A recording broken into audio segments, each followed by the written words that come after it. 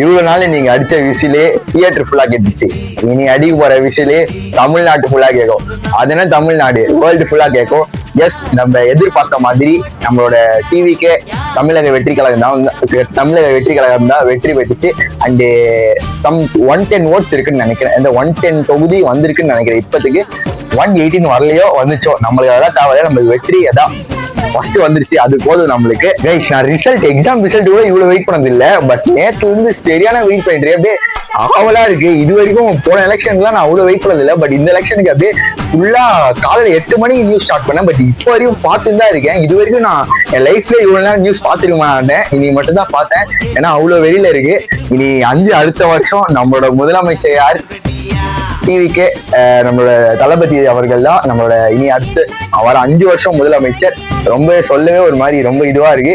நீங்களும் வேற லெவல் பண்ணீங்கன்னா, நீங்களும் என்ஜாய் பண்ணீங்கன்னா, நீங்களும் இந்த மாதிரி வெயிட் பண்ணிட்டு இருந்தீங்க ரிசல்ட்னு மறக்காம கமெண்ட் பண்ணிட்டு போங்க.